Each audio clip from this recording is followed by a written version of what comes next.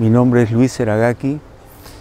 Estoy en la actividad del cultivo de camarón hace 36 años, de los cuales he podido conocer bastante sobre la actividad langostinera y todas las dificultades por las que se ha atravesado durante todo ese lapso, las enfermedades, el uso de antibióticos excesivos, el uso de fertilizantes químicos y algunas otras cosas más que se pretendían, ¿no?, para el desarrollo ambicioso de la producción.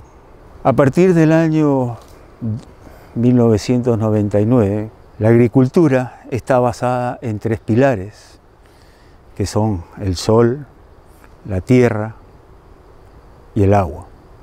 En la acuacultura también tenemos como gran natural, como la fusión, la armonía de esos 3 elementos.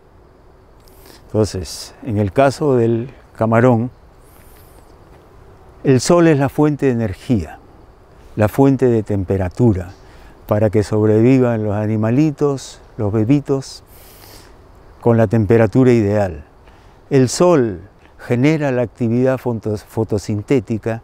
Cuando hablo de acuacultura natural es prescindir, ¿no?, del alimento elaborado. Actualmente intentamos desarrollar eso, creando las algas necesarias, siempre y cuando el Padre Sol nos ayude. El desarrollo de la vida de las algas, porque a su vez las algas significan el oxígeno de vida del camarón. Y dentro de todo esto es la alegría, la suerte, yo diría la bendición de Dios de poder contar con este equipo humano, ¿no? Sin la ayuda y la colaboración sincera de ellos también hubiera sido difícil poder concretar todo lo que hacemos, ¿no? Y bueno, por supuesto, de mi parte 20 años es bastante tiempo y lo más importante para mí son las próximas generaciones. Transmitirles la conciencia del cuidado de este mundo, que nuestra relación con Naturland fue muy fluida, sobre todo con los representantes. Cuando estuvo la señora Ute, era la representante, ¿no?, en Sudamérica como Naturland. Entonces había un contacto muy cordial, muy positivo, ¿no?, el desarrollo del alimento balanceado, el desarrollo de la herbicultura.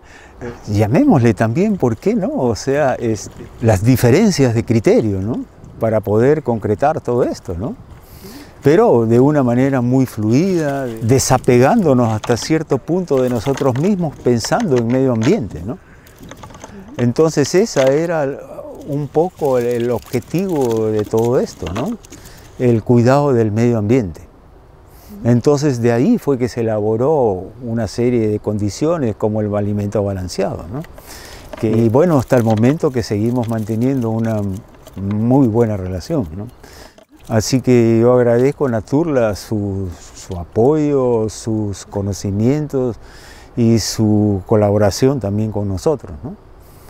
Así que, bueno, importantes son los 20 años que tenemos como productores orgánicos. Y bueno, felicitar a Naturland porque ellos fueron y son, ¿no?, los pioneros de la acuacultura orgánica, ¿no? No había otra certificación en el mundo, solamente Naturland.